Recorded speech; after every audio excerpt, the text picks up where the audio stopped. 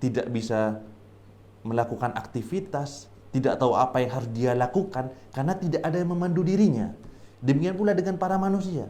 Kalau manusia itu dia tetap ditinggalkan, tidak ada yang memandunya, tidak ada wahyu Allah Subhanahu wa taala yang turunkan kepada para nabi, sudah barang tentu para manusia ini akan menyeleweng, akan rusak di atas bumi Allah Subhanahu wa taala. Adapun yang kedua, masyarul muslimin yang dirahmati Allah Subhanahu wa taala, demikian juga para nabi. Maka sungguhnya para nabi ini juga adalah manusia, al-bashar, yang dimana mereka makan dan juga minum, mereka memiliki keterbatasan. Jika kalau para nabi ini mereka diutus oleh Allah Subhanahu wa taala begitu saja, tanpa ada yang memandu para nabi ini, maka sudah barang tentu para nabi ini akan berdakwah pada dakwah yang sesat. Karena tidak ada yang memandunya. Maka merupakan bukti akan keberadaan kitab-kitab Allah Subhanahu wa taala, bukti akan keberadaan kitab panduan daripada Allah Subhanahu wa taala, dengan Allah Subhanahu wa taala menurunkan kitab-kitabnya, menurunkan Injil, menurunkan Taurat, menurunkan Zabur, dan juga menurunkan Al-Quran, agar setiap para manusia dan para nabi ini bisa membimbing dan juga terbimbing di jalan Allah Subhanahu wa taala yang lurus dengan kitab panduan mereka. Ada contoh yang lainnya, bagaimana kita membeli alat elektronik misalnya. Kalau kita membeli alat elektronik, maka sudah barang tentu di dalam dus ataupun kotak dari alat elektronik ini ada sebuah tulisan ataupun sebuah kertas atau bahkan sebuah kitab kecil yang berisi panduan bagaimana cara menjalankan alat elektronik tersebut. Bagaimana cara menyalakan dan memakai alat elektronik tersebut. Maka hal yang paling besar yaitu hidup kita ini yang merupakan hidup yang begitu berharga, maka kita juga membutuhkan panduan di dalamnya. Dan panduan bagi kita kaum muslimin adalah Al-Quranul Karim, kitab Allah Subhanahu wa taala yang diturunkan oleh Allah Subhanahu wa taala kepada nabi kita Nabi Muhammad sallallahu alaihi wasallam.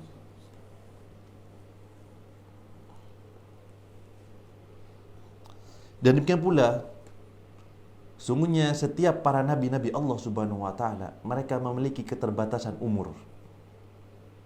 Mereka memiliki keterbatasan usia. Yang juga mereka akan merasakan yang namanya kematian. Sehingga para nabi-nabi Allah Subhanahu wa taala tidak akan pernah bisa terus-menerus membimbing setiap umat-umatnya. Rasulullah SAW telah meninggal di hadapan kita. Sudah tidak ada lagi wahyu yang turun kepada Nabi Muhammad SAW. Akan tapi Allah Subhanahu wa taala telah menjadikan bukti akan kitab-kitabnya yang dimana berisi tentang syariat-syariat Allah Subhanahu wa taala yang bisa terus membimbing kita, yang bisa terus memandu kita, sehingga sangat diwajibkan bagi kita untuk mengimani akan kitab-kitab Allah Subhanahu wa taala, terutama kitab terakhir yaitu Al-Qur'anul Karim yang diturunkan kepada Nabi Muhammad sallallahu alaihi wasallam. Jadi sudah ada panduannya untuk kita. Sudah ada kitabnya bagi kita agar kita ini bisa hidup di atas bumi Allah Subhanahu wa taala dengan baik, dengan menjadi orang yang soleh, orang yang taat kepada Allah Subhanahu wa taala, dan kita akan kembali kepada Allah Subhanahu wa taala dalam keadaan soleh, dalam keadaan bertakwa kepada Allah Subhanahu wa taala, dan kembali ke dalam surga Allah Subhanahu wa taala.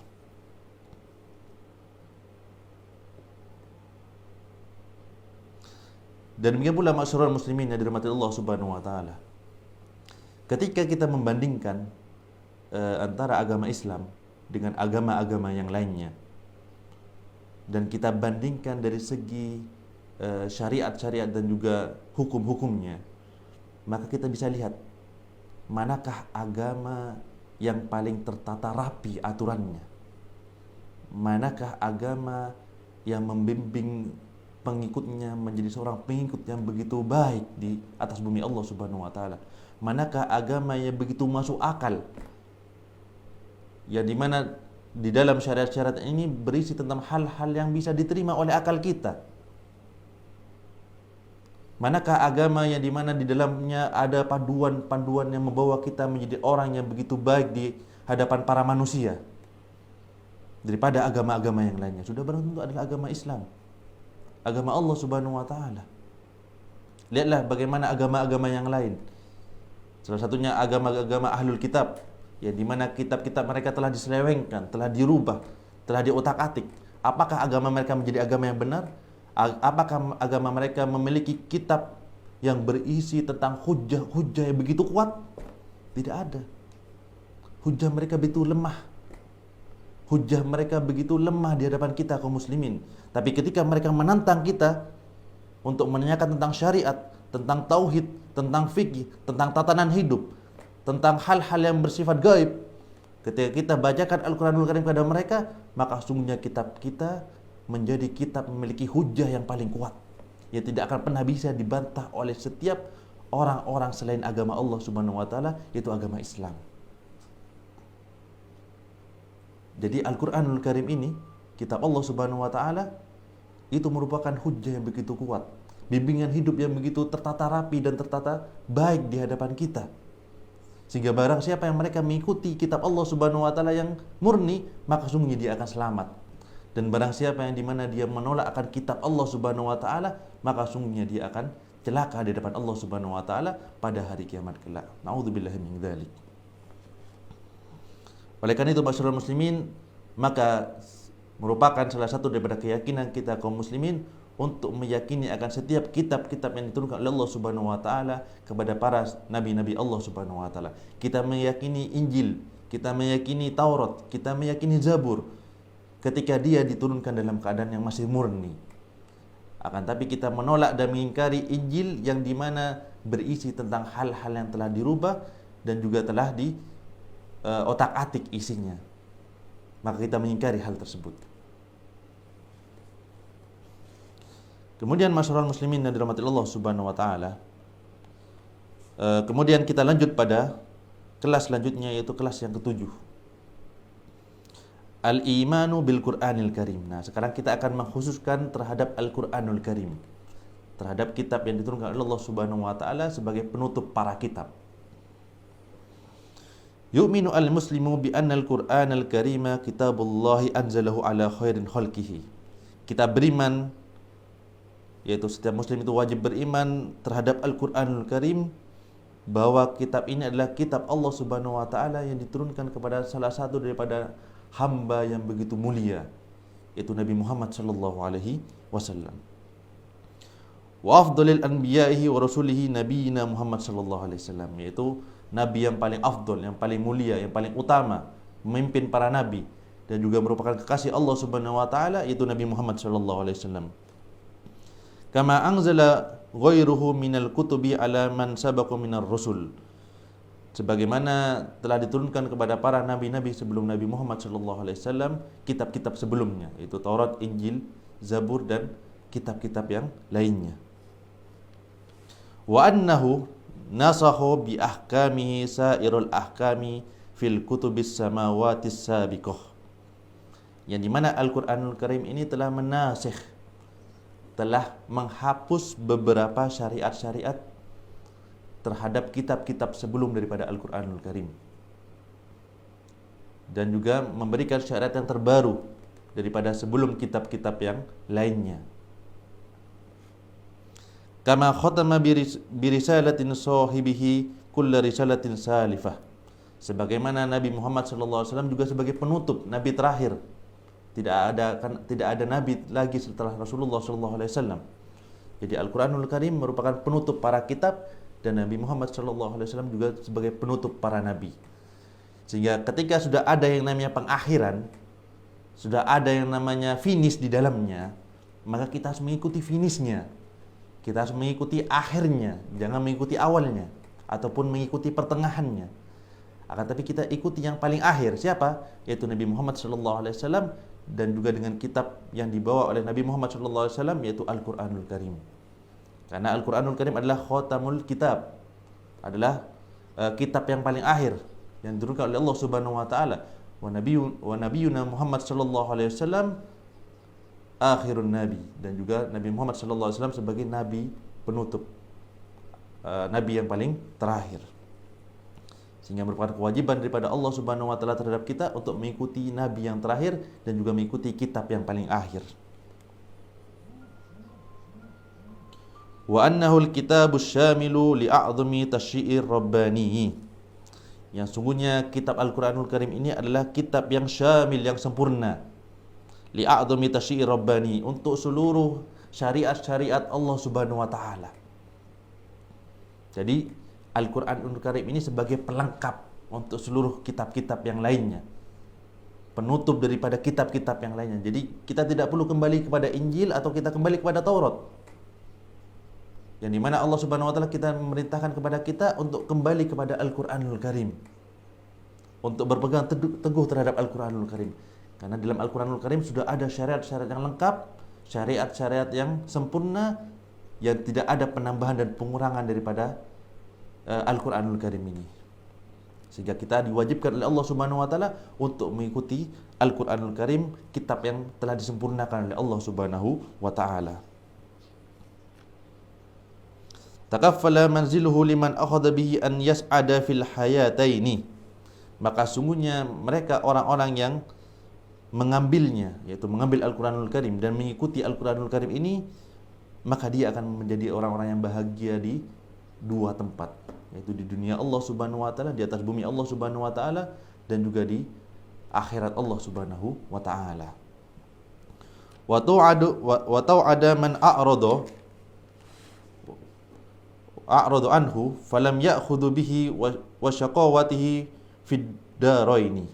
Dan demikian pula mereka orang-orang yang menolak, mengingkari akan Al-Qur'anul Karim ini, maka dia akan menjadi orang-orang yang celaka dan orang-orang yang sesat di dua tempat, yaitu di dunia Allah Subhanahu wa taala dan juga di akhirat nanti. Jadi mereka orang yang berpegang teguh terhadap Al-Qur'anul Karim akan selamat, dan mereka orang-orang yang menolak, mengingkari Al-Qur'anul Karim akan celaka. Walaupun mereka telah meyakini akan Injil dan juga Taurat, maka sungguhnya Injil dan juga Taurat ini sudah tidak diberlakukan oleh Allah Subhanahu wa taala. Allah Subhanahu wa taala telah menetapkan Al-Qur'anul Karim sebagai penutup kitab, maka kita diwajibkan untuk mengikuti Al-Qur'anul Karim dan juga penjelasan daripada Rasulullah sallallahu alaihi wasallam. Wa annahu al-kitabul wahidul ladzi dhamanallahu salamatuhu minan naqsi wa ziyadah. Yang dimana kitab Al-Qur'anul Karim ini adalah kitab yang satu. Tidak ada kitab yang banyak, hanya satu saja. Tidak ada versi ini, versi itu. Tidak ada kitab Al-Quran versi Turki, tidak ada Al-Quran versi Mesir, tidak ada Al-Quran versi Indonesia, tidak ada. Maka sungguhnya kitab Al-Quran itu satu, dengan bahasa Arab yang jelas, langsung daripada Allah Subhanahu wa ta'ala. Wa dhamanallahu salamatuhu minan naqsi wa ziyadah. Yang dimana kitab ini, yang satu ini, telah dijamin oleh Allah Subhanahu wa ta'ala tidak akan pernah ada pengurangan dan juga penambahan. Sehingga tidak ada namanya Al-Quran perjanjian baru, tidak ada. Al-Quran perjanjian lama, tidak ada. Adanya hanya Al-Quran satu yang akan selamat daripada pengurangan dan juga penambahan. Maka itulah kitab kita. Wa minat tabdil wa taghyir, dan juga akan selamat daripada setiap perubahan-perubahan di dalamnya. Jadi telah dijamin oleh Allah Subhanahu wa taala bahwa Al-Qur'anul Karim ini tidak akan pernah berubah walaupun satu huruf sekalipun. Tidak akan pernah berubah walaupun alif lam sekalipun. Tidak akan pernah berubah walaupun hanya titiknya sekalipun. Semuanya sama, tidak akan pernah berubah. Telah dijamin oleh Allah Subhanahu wa taala. Wa baqa'uhu hatta yarfa'uhu ilaihi inda akhir ajalin hadhil hayah. Dan sungguhnya Al-Qur'anul Karim ini akan terus terjaga sampai nanti pada akhir dunia nantinya, sampai pada hari kiamat kelak. Jadi tidak akan pernah berubah dan akan terus menjadi Al-Quran yang satu, merupakan pedoman hidup bagi kita para kaum muslimin. Adapun dalil mengenai tentang Al-Quranul Karim, Allah Subhanahu wa taala firman dalam Al-Quranul Karim, "Inna nahnu nazzalna dzikra wa inna lahu lahafizun." Sungguhnya kamilah yang telah menurunkan az-zikr, yaitu Al-Quranul Karim. Wa inna lahu lahafizun, dan sungguhnya kamilah yang akan menjaganya. Nah, jadi ini merupakan jaminan yang sangat jelas daripada Allah Subhanahu wa taala bahwa Al-Qur'anul Karim ini adalah kitab yang akan selalu dijaga oleh Allah Subhanahu wa taala. Siapapun mereka yang berusaha untuk merubah Al-Qur'anul Karim akan diberitahukan oleh Allah Subhanahu wa taala, akan disingkirkan oleh Allah Subhanahu wa taala melalui setiap kita kaum muslimin. Karena sering kita lihat ada beberapa kasus, ada orang-orang yang berusaha untuk merubah Al-Qur'anul Karim. Akan tapi Allah Subhanahu wa taala hilangkan makar mereka. Allah Subhanahu wa taala batalkan makar mereka. Sehingga Al-Qur'anul Karim ini tidak akan pernah bisa berubah sampai pada hari kiamat kelak. Demikian pula Rasulullah sallallahu alaihi wasallam juga bersabda mengenai tentang Al-Qur'anul Karim, "Khairukum man ta'allama al-Qur'ana wa 'allamahu." Sungguhnya orang-orang yang paling baik di antara kalian adalah barang siapa yang belajar Al-Qur'an dan dia juga mengajari Al-Qur'an. Jadi ini merupakan salah satu daripada derajat orang-orang yang terbaik adalah mereka orang-orang yang memahami Al-Qur'an, yang mempelajari Al-Qur'an, dan dia tidak hanya menjadikan ilmunya untuk dirinya sendiri, akan tapi dia menjadikan ilmu Al-Qur'anul Karim dia sebarkan kepada orang lain. Maka dia akan memperoleh derajat khairul insan, yaitu sebaik-baik manusia, karena dia sudah memahami Al-Qur'an dan juga dia menyebarkan Al-Qur'anul Karim kepada orang-orang yang lainnya. Kemudian ma'asyiral muslimin yang dirahmati Allah Subhanahu wa taala, demikian pula dalil secara akal mengapa Al-Qur'anul Karim ini wajib kita imani, wajib kita yakini.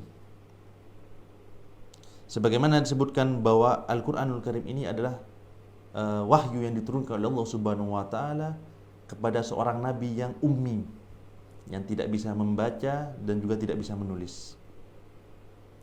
Yang ini merupakan bukti yang begitu jelas untuk kita bahwa Al-Qur'anul Karim ini adalah hak daripada Allah Subhanahu wa taala. Karena tidak mungkin seorang hamba yang dimana dia tidak bisa membaca dan juga menulis membuat sebuah kitab yang begitu lengkap, yang berisi tentang hal-hal yang begitu menakjubkan. Sebagaimana telah dijelaskan di sini, istimalul Qur'anil Karim 'alal ulumil mukhtalifah al-atiyah ma'anna sahibuhul munazzal alaihi ummiyu lam yaqra'u wa lam yaktub qattan. Sungguhnya Al-Qur'anul Karim yang dimana di dalamnya itu ada ilmu-ilmu yang bermacam-macam, ilmu-ilmu yang begitu menakjubkan, yang kemudian diturunkan kepada seorang nabi yang ummi, yang tidak bisa membaca dan juga menulis. Maka ini merupakan bukti yang sangat jelas, dikarenakan dalam Al-Qur'anul Karim ini berisi tentang ilmu-ilmu yang begitu menakjubkan. Sebagaimana contohnya adalah telah dibagi oleh Syekh di sini 4 perkara dalam Al-Qur'anul Karim. Yang pertama adalah al-ulumu al-kauniyah, yang dimana dalam Al-Qur'anul Karim ini ada penjelasan mengenai tentang ilmu-ilmu tentang semesta, tentang penciptaan langit dan bumi, tentang pengaturan langit dan juga bumi, yang dimana Rasulullah SAW tidak bisa membaca dan tidak bisa menulis. Bagaimana beliau bisa menjelaskan mengenai tentang ilmu alam semesta? Nah, ini merupakan suatu mukjizat yang begitu jelas daripada Allah Subhanahu wa taala. Dan kemudian yang kedua adalah al-ulumu at-tarikhiyah, ilmu tentang tarikh, tentang sirah-sirah, tentang sejarah-sejarah.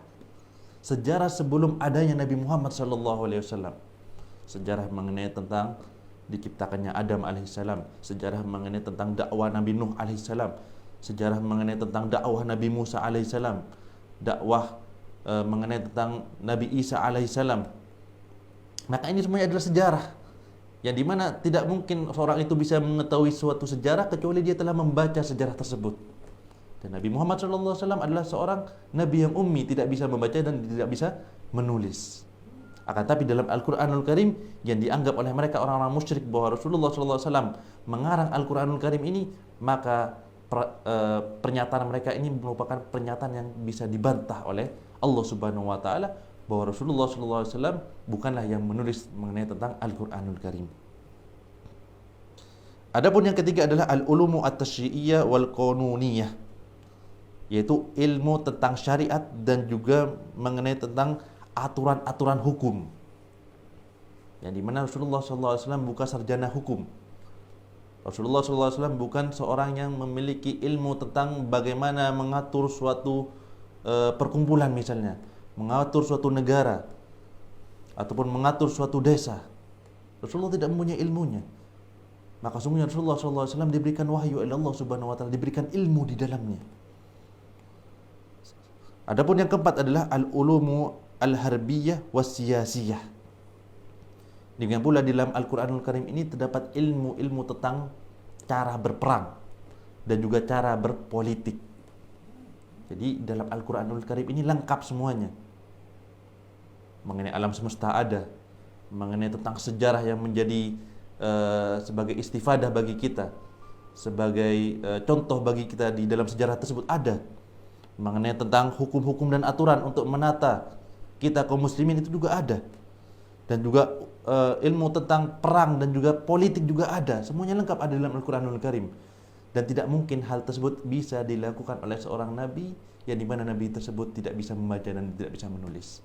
Maka sungguhnya apa yang ada dalam Al-Quranul Karim ini murni datang daripada Allah Subhanahu wa taala, wahyu daripada Allah Subhanahu wa taala. Kemudian masyarakat muslimin yang dirahmati Allah Subhanahu wa taala, mungkin demikian kajian kita pada pagi kali ini. Semoga kita bisa mengambil istifadah dan juga manfaat daripada kajian kita ini, dan kajian ini juga merupakan manfaat untuk diri saya sendiri dan juga untuk para hadirin sekalian. Mungkin di sini ada beberapa pertanyaan. Pertanyaan baru ya? Gimana? Pertanyaan baru. Pertanyaan baru ya? Baru masuk. Mungkin ada Pak Ustadz izin bertanya, ada yang berpendapat bahwa mengapa Allah Subhanahu wa taala tidak langsung mengeluarkan syariat yang final? Maksudnya masih bertahap sesuai 4 kitab yang wajib kita imani. Bagaimana menanggapi hal ini, Ustaz? Syukran. Nah, jadi di sini Alhamdulillahilladzi arsala rasulahu bil huda wa dinil haq liyudhhirahu 'ala dini kullihi walau karihal kafirun. Nah, di sini ada sebuah pertanyaan, mengapa Allah Subhanahu wa taala tidak langsung menurunkan sebuah kitab di hadapan para manusia secara langsung? Mengapa final? Mengapa Allah Subhanahu wa taala menurunkannya secara bertahap? Nah, di sini mengapa Allah Subhanahu wa taala menurunkan kitab itu secara bertahap? Karena Allah Subhanahu wa taala telah lebih mengetahui bagaimana kondisi daripada manusia itu sendiri. Kalau seandainya Allah Subhanahu wa taala menurunkan kitabnya dalam satu kitab langsung kepada mereka tanpa ada penjelasan di dalamnya, maka ini akan merepotkan bagi setiap para nabi untuk bisa menjelaskan kepada umatnya. Contohnya, Allah Subhanahu wa taala tidak langsung melarang orang-orang musyrik kaum muslimin di Madinah untuk minum khamar. Mengapa Allah Subhanahu wa taala tidak langsung mengharamkan khamar ketika itu? Karena ketika itu khamar ini itu seperti air bagi orang-orang Madinah dan juga Mekah ketika itu. Tidaklah di dalam rumah-rumah mereka ini terdapat kendi air, tapi juga di sebelahnya ada kendi khamar sebagai minuman mereka. Nah, setiap Allah Subhanahu wa taala mensyariatkan suatu hal, mengharamkan suatu hal, maka di dalamnya itu ada yang namanya sababun nuzul. Sebabnya, sebab diturunkannya ayat tersebut. Sebagai apa? Sebagai penjelas bagi mereka. Sebagaimana Allah Subhanahu wa taala menurunkan larangan khamar secara 3 tahap ketika itu. Nah, di mana di sini ada penurunan secara 3 tahap yang menunjukkan bahwa setiap manusia ini tidak akan pernah bisa diatur langsung diperintahkan begitu saja. Ya, di mana manusia ini membutuhkan yang namanya pembiasaan. Harus dibiasakan terlebih dahulu. Ketika orang itu sudah memiliki kebiasaan minum khamar misalnya, sudah memiliki kebiasaan untuk mabuk-mabukan, maka ketika Allah Subhanahu wa taala merintahkan langsung jangan minum khamar, maka sudah ada barang tentu mereka akan menolaknya. Karena mereka tidak terbiasa. Tapi Allah Subhanahu wa taala menurunkan larangan minum khamar itu secara 3 tahap agar mereka bisa terbiasa untuk meninggalkan khamar. Jadi agama Islam ini bukan agama yang berat. Agama yang langsung membuat hambanya itu merasa kesusahan. Dan juga pula mengapa ayat-ayat itu turun secara bertahap, tidak langsung secara satu kitab. Sebagaimana sudah dijelaskan barusan, ada yang namanya sababun nuzul. Ketika ada ayat yang turun kepada Rasulullah SAW, maka ayat ini akan turun ketika terdapat sebuah kejadian yang berkaitan dengan ayat tersebut. Maka ketika ayat ini turun sebagai memberi jalan keluar untuk permasalahan yang dialami oleh Rasulullah SAW, sehingga permasalahan tersebut menjadi selesai dengan ayat diturunkannya ayat tersebut, maka orang yang melihatnya ini akan berpikir, oh ternyata untuk menyelesaikan masalah ini dengan cara seperti ini, sesuai yang diturunkan oleh ayat Allah Subhanahu wa taala. Akan tapi jika Allah Subhanahu wa taala langsung menurunkan Al-Qur'anul Karim secara satu kitab, dibaca oleh orang manusia, loh ini gimana sih bacanya ini? Oh ini gimana sih cara menjalankannya ini? Tidak ada kisah yang menjelaskan cara menjalankan tentang syariat ini. Contohnya, Allah memerintahkan sholat. Kita diperintahkan untuk sholat. Wa aqimus sholata wa atuz zakah. Allah Subhanahu wa taala memerintahkan dirikanlah sholat dan bayarlah zakat. Tapi tidak ada kejadian yang menjelaskan tentang bagaimana orang itu sholat, bagaimana orang itu membayar zakat. Maka ini akan menjadi suatu bentuk permasalahan. Tapi ketika ada kejadian yang dimana para sahabat ini membutuhkan cara untuk beribadah, kemudian dijelaskan dengan kejadian yang terjadi di zaman Rasulullah SAW, bagaimana ruku, bagaimana sujud, sebagaimana hadis-hadis Rasulullah SAW, maka ayat ini akan maka hadis ini akan menjelaskan mengenai tentang ayat yang turun kepada Rasulullah SAW. Jadi sababun nuzul, sebab diturunkannya ini merupakan bagaimana orang itu bisa mengambil pemahaman dari kejadian tersebut. Jadi ayat itu diturunkan sesuai dengan kejadian-kejadian yang terjadi di zaman Rasulullah SAW, sehingga mereka bisa mengambil faedah, bisa mengambil manfaat, bisa mengambil pemahaman dengan kejadian yang terjadi, dengan diselesaikan oleh ayat yang diturunkan oleh Allah Subhanahu wa taala. Contohnya seperti ketika terjadi fitnah terhadap istri Rasulullah SAW, Aisyah, yang ketika itu terjadi sebuah fitnah bahwa Aisyah telah melakukan suatu hubungan yang dilarang dengan salah seorang sahabat. Itu prasangkaan dari orang-orang. Nah, di sini ada permasalahan yang begitu besar ketika itu. Tapi Allah Subhanahu wa taala masih belum menurunkan ayatnya. Karena Allah Subhanahu wa taala menunggu permasalahan ini menjadi permasalahan yang kompleks, yang lengkap permasalahan ini. Maka setelah permasalahan ini menjadi kompleks, telah lengkap, kemudian turunlah ayat yang menjelaskan bagaimana mensucikan Aisyah radhiyallahu anha dari setiap prasangka dan juga setiap fitnah-fitnah yang telah diberikan oleh orang-orang munafik. Jadi ada tahapannya. Maka ketika mereka melihat bagaimana Allah Subhanahu wa taala memberikan jalan keluar tersebut, maka mereka memahami, oh ternyata ayat ini diturunkan dengan tujuan demikian, dengan kejadian yang telah terjadi ketika itu. Nah, jika kalau Al-Quran ini diturunkan dalam satu kitab, maka sudah barang tentu para nabi dan juga para sahabat, Nabi Muhammad SAW dan juga para sahabat susah akan memahami Al-Quranul Karim, karena tidak ada contoh kejadian untuk bisa memahami daripada apa yang telah diturunkan oleh Allah Subhanahu wa taala kepada hambanya. Jadi diturunkan secara bertahap. Demikian pula dengan kitab-kitab sebelumnya. Kitab sebelumnya disempurnakan dengan kitab setelahnya. Kitab sebelumnya disempurnakan dengan kitab setelahnya. Karena manusia itu memiliki tahapan-tahapan dalam kehidupannya. Dari zaman Nabi Adam alaihissalam sampai Nabi Muhammad sallallahu alaihi wasallam itu ada tahapan-tahapan hidupnya. Ada perbedaan-perbedaan kondisi, perbedaan situasi yang dimana setiap kitab ini disesuaikan dengan kondisi dan situasinya. Agar manusia itu terbiasa. Jadi secara bertahap. Ada tahapan-tahapan. Manusia itu tidak akan pernah bisa menjalankan sesuatu jika itu langsung diperintahkan secara langsung. Ada orang dia masuk kantor misalnya. Sudah, ente saya tugaskan menjadi seorang bos misalnya, atau bagian ini. Langsung ente kerjakan ini dan ini, langsung diberikan tugasnya tanpa ada bimbingan, tanpa ada yang namanya tahapan-tahapan di dalamnya. Maka sudah barang tentu akan kesusahan orang tersebut. Tapi jika kalau di situ ada tahapan-tahapan sedikit demi sedikit, ada tahapan-tahapan dalam kehidupan para manusia, sehingga pun kitabnya pun akan bertahap-tahap untuk para manusia, agar mereka bisa terbiasa pada wahyu-wahyu Allah Subhanahu wa taala. Maka kemudian barulah ditutup dengan kitab yang terakhir, kitab penyempurna, kitab yang sudah pas untuk para manusia, sehingga ini menjadi bimbingan terakhir untuk para manusia, yaitu Al-Qur'anul Karim. Jadi itulah tujuan mengapa Allah Subhanahu wa taala menurunkan kitab itu secara bertahap, untuk pembiasaan bagi para manusia dan juga hamba-hamba Allah Subhanahu wa taala. Sudah ada lagi? Mungkin ini saja kajian kita pada pagi kali ini. Semoga bermanfaat. Kita tutup dengan doa kafaratul majlis. Subhanakallahumma wa bihamdika asyhadu an la ilaha illa anta astaghfiruka wa atubu ilaik. Assalamualaikum warahmatullahi wabarakatuh.